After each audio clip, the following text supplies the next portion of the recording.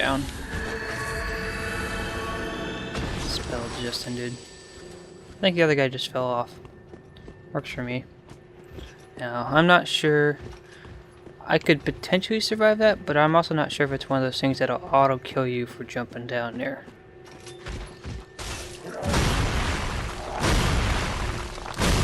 I just want to roll back. Not that way.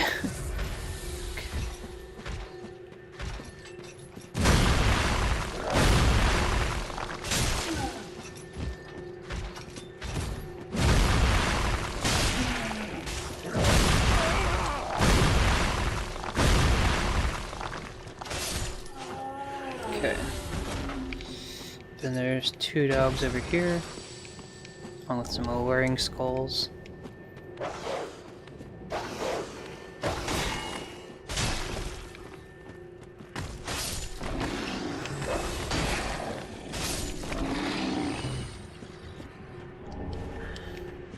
Alright, and here's the ring on the body that I dropped earlier. And I think it's gone. Another one of those unkindled, are you? All you faceless undead, behaving as if you deserve respect. No matter. Heed my words. If you've any sense, you'll go find a coffin to huddle up inside. You, here, in this land of hollows. You're like a frail maiden on the front lines. If, like the others, you're fool enough to play the champion, then go on ahead. Traipse right past the abandoned church. You'll face death. And it won't be pretty. Enough death to leave you broken. Time after time. Yeah. Aren't you just cheering? Yeah, it's the same. Yeah, he is champion of this NPC. You get the key, you can get her, and she'll sell you miracles.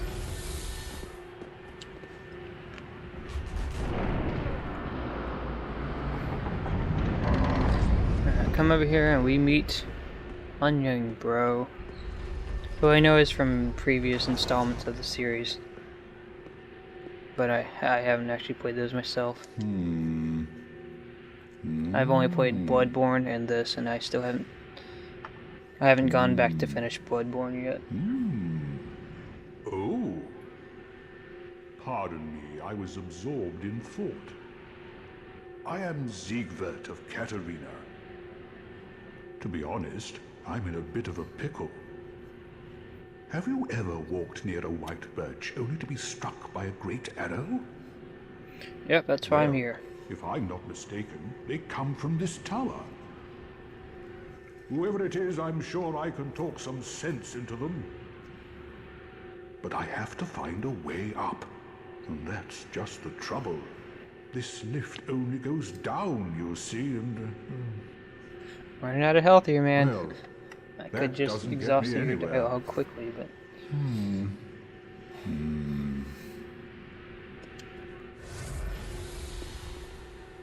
This lift, with a little warming up, I've got to use my head and... I'm pretty sure that's the last of it. Yep. Alright, we're gonna go ahead and activate a bonfire first, and then talk to the giant. I think I am just gonna go ahead and at some point switch one of my flasks over to the mana one. I'll fight this guy fairly in a minute, but first get the bonfire.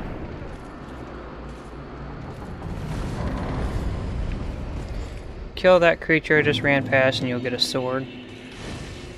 Sword does frost.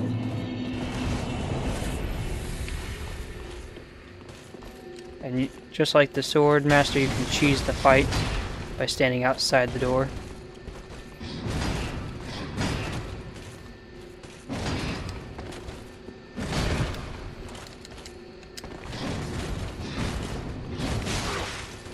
Become frostbitten, you lose a bit of health.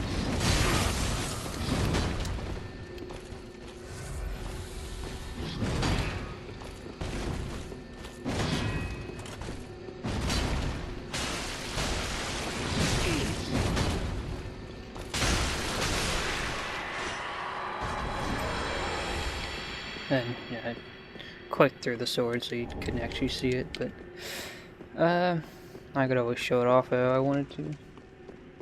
I am actually running out of flasks and I'm not getting enough magic back, which is kind of why I want to go ahead and get the potion. So I'll probably have to eventually rest at a bonfire just to get my stuff back.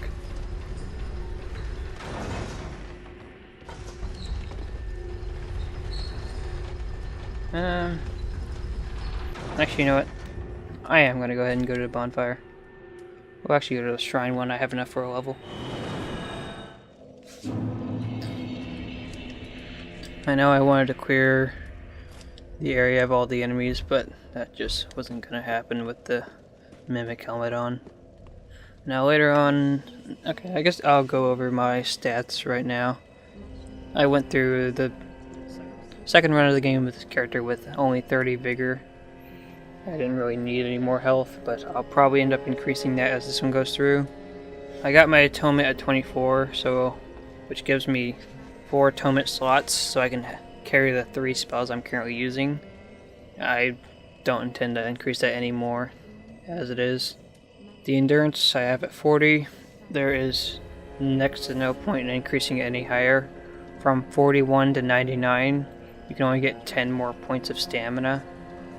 It's not really worth it when I could put the points in other areas at the moment. Vitality, I'll still get 1 point in equipment load for every level, but I don't get as much in defense as I was early on. I'm probably going to focus on this one for a while, because later on in the game I'm going to want to use a different weapon against some other boss fights. And to wear Havel's armor, the Mimic helmet, and that weapon, and possibly a different shield, I'm going to need a bit more in Vitality, so I might actually try to max this out to 99. Strength, I have no intention of increasing anymore. This character started as a strength build, and for strength and dexterity, 40 is the first soft cap, and 60 is the next one. And by the way, I did all this testing with a tongue at Rosario's chamber to see how it worked out, and that's how I know this. Because after 60 in strength, it would take like 4 to 6 levels to increase my weapon damage by 1 point. With dexterity, I might go ahead and put it at 40 at some point, and maybe eventually 60. As of right now, I have no intention of increasing intelligence or faith any further. Intelligence is at 15 because it allows me to use another weapon I might use later, which I got in a DLC, the Onyx Blade I think it's called. It does dark and fire damage. And faith is at 30 right now, which will allow me to use some weapon buffs that I'm not using right now, such as the Dark Moon Blade and the Lightning Blade, which I will be using in the later fights. And luck, I have no reason to increase luck any at all. This character didn't start as a luck build, and there's only a handful of weapons that scale with luck. There's only one that I actually know of, and there might be a few others. Increasing luck will increase your item discovery and possibly other stats, but I already have all the items I would need from an enemy drop whenever I was grinding for the Covenant items in my second run through, so there's no reason for me to increase it anymore.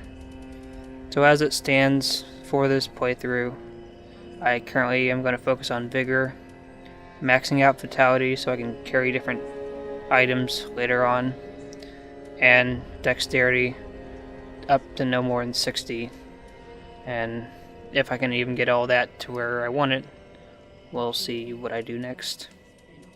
That'll essentially take me through the game, because maxing out Vitality, maybe getting Dexterity to I'm probably going to get it to 40, and I won't worry about getting it to 60 until later on, but then the rest of it's going to go towards Vigor, so I can just have more health to help balance the whole Mimic head.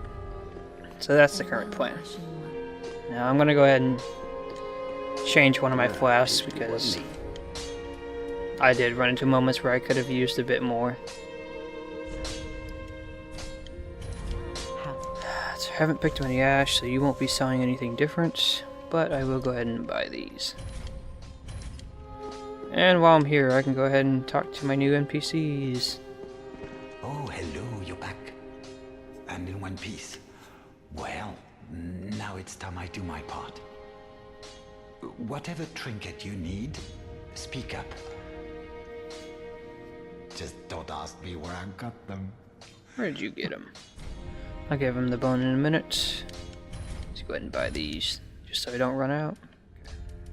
Do me a favor and don't forget our promise. Give this ring to old Loretta at the base of the high wall. A nuisance, I know, but it will help me tie up some loose ends. Do me a give this ring to old You're about to be Loretta disappointed. I'll give him the bone in a minute.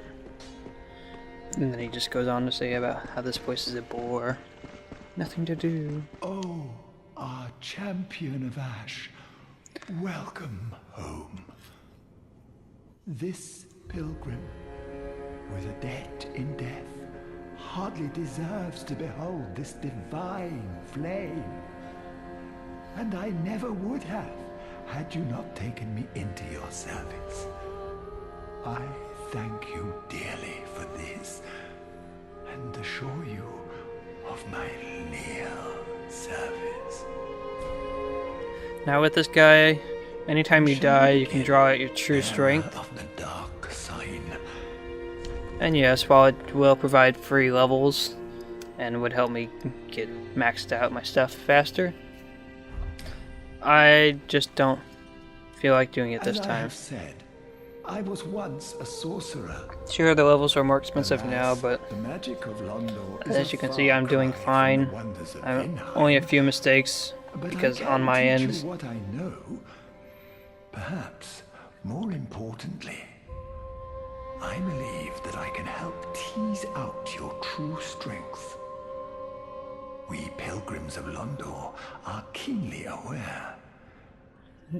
doing this quest gets you the third ending, which I got on my first run, and then I got the second ending on my second run. Special. So really all that's left is to get the main ending, and that's what I'm gonna get this time. Be safe, champion of Ash. Aside from drawing out true strength, he also sells you some decent spells early on, and if you didn't get him, the next chance you get to get those spells would be to find another NPC in the swamp. Then here's our pyromancer. Ah, there you are, unkindled one. I wish to express my gratitude for trusting a lowly pyromancer and allowing me to gaze upon this majestic flame. As promised, I will impart pyromancies to you. But first, you'll need a flame of your own.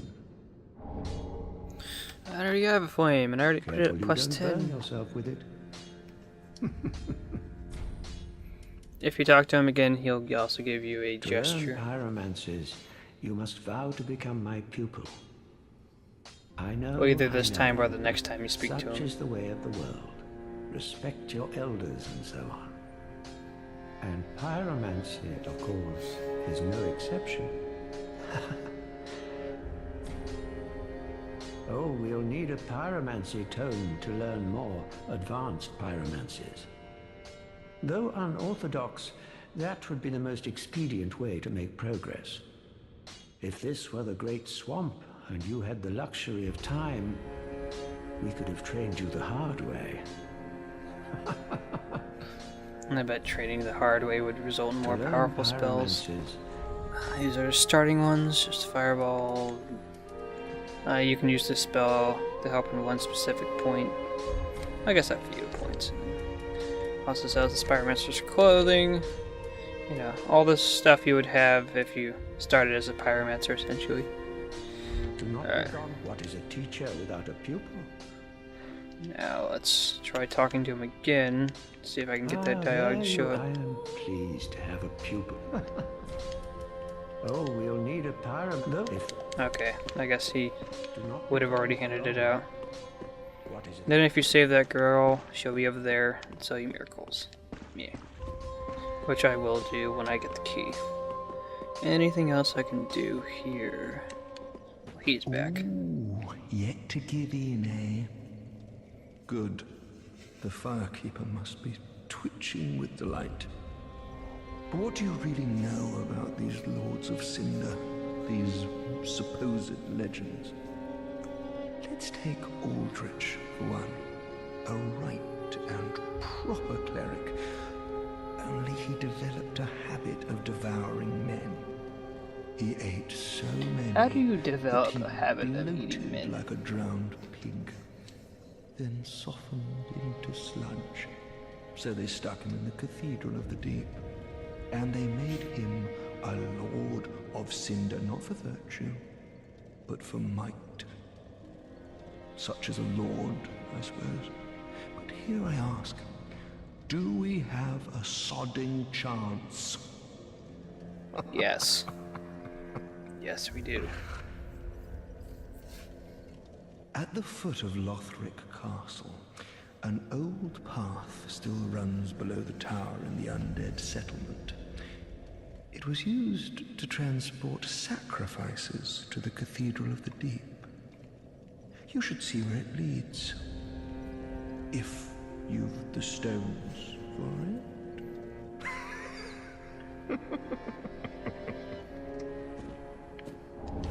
Alright, I got one this time. You can potentially get one anytime you kill an invader. Anything else I was gonna do while I'm here? Oh wait, I was gonna check to see if an NPC was here yet. Okay, he is. Unkindled, are we? And fast on the trail of the Lords absconded? Then these red eyes are for you. Yeah, this is the NPC that introduces you to invading. Use them to pillage embers. I and have briefly heighten your yet strength to invade for a your single duty. person. What else are unkindled ashes good for? I put down my sign to help people. Was a Dark Moon Blade, which again was to help people against invaders, but I have yet to actually invade Pillage myself. embers for briefly heightened strength for your duty. Oh, What else are unkindled ashes you good have for? in heightened strength. I didn't know that. Guess they kind of need it because they can be against Pillage multiple embers. opponents. What else are Anyway, so yeah, he'll eventually give you a key, and you can use that key to go get this item. Unlike the cracked ones, which are limited, one cracked means you can invade one time. This is unlimited. I think that's everything I wanted to do. Alright, here we go. I'll give him the bone in a minute. Do me a favor and don't forget our promise. I'll give him the bone in a minute. Son of a